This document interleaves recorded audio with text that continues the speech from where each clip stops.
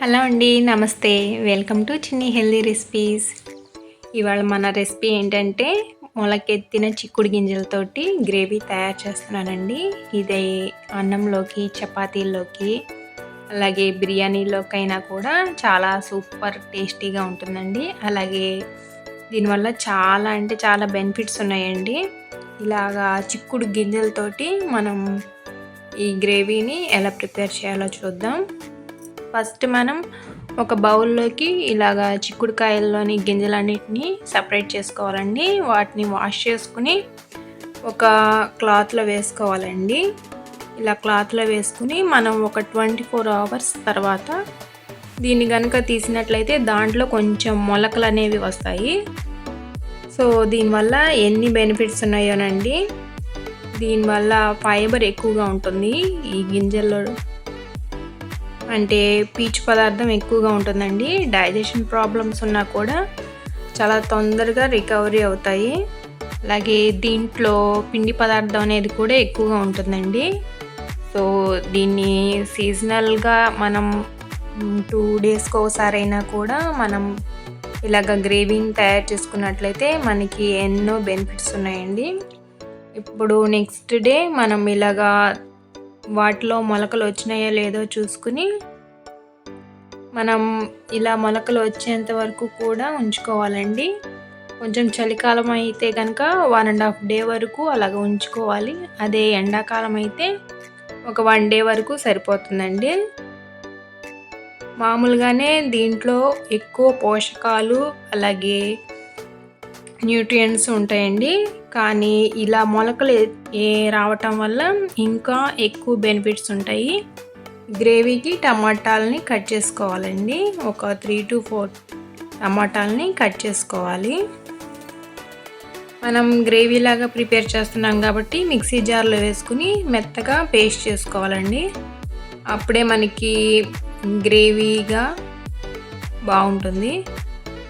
టమాటాలని అలాగే ఉల్లిపాయలని కూడా తీసుకోవాలండి. దాన్ని కూడా మిక్సీలో వేసుకోవాలి. ఇలాగా మీరు గనక 2 డేస్కి ఒకసారి ఇలాగా మొలకెత్తిన వాటితోటి రెసిపీని తయారు చేసినట్లయితే పిల్లలకి చాలా మంచిదండి. అలాగే పెద్దవాళ్ళకి కూడా తొందరగా ఆకలి వేయకుండా ఇలాగా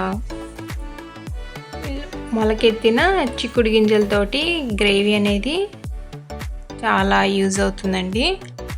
ఇప్పుడు టమాటాలని మిక్సీ జార్లో వేసుకోవాలి.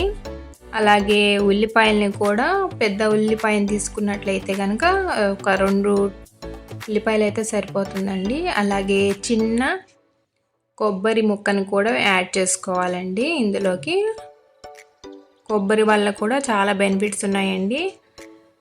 ఇప్పుడు దీంట్లోకి మనం పసుపుని అలాగే కొంచెం కారాన్ని, ధనియాలని యాడ్ చేసుకోవాలి.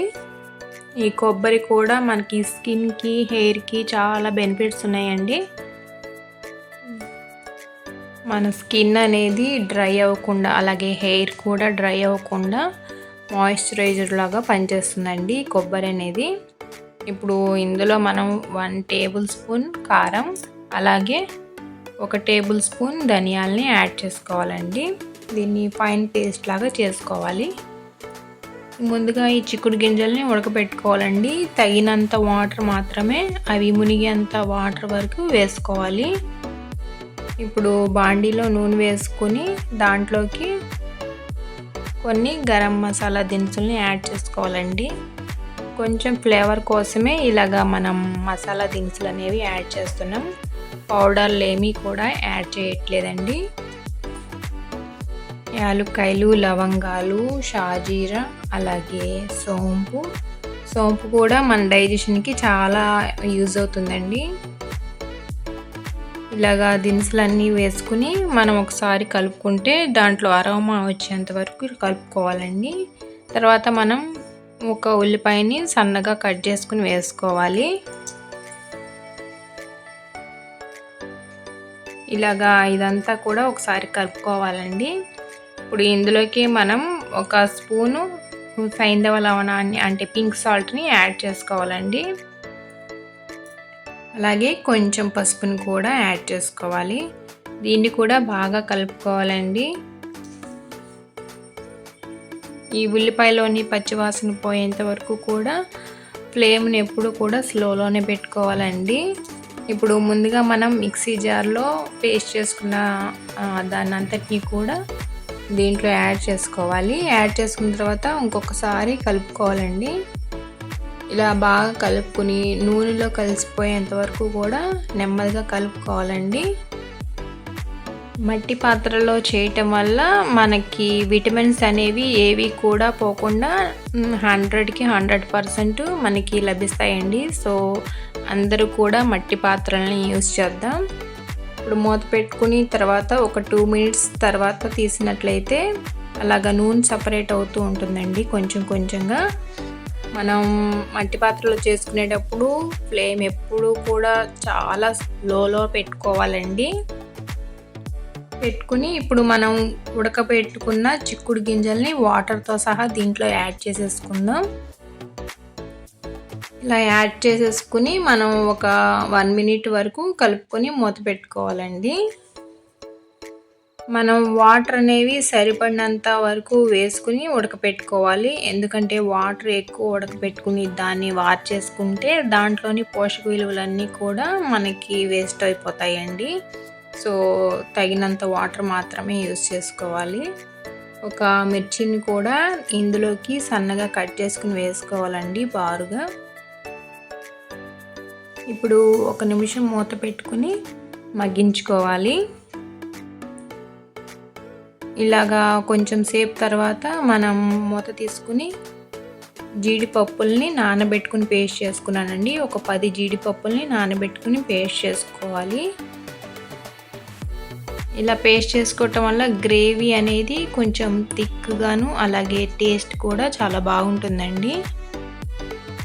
దీన్ని అంతటినీ కూడా బాగా కలుపుకోవాలండి. ఆ గ్రేవీలో కలిసిపోయేటట్టు మన జీడిపప్పు పేస్ట్ అనేది బాగా కలుపుకోవాలి.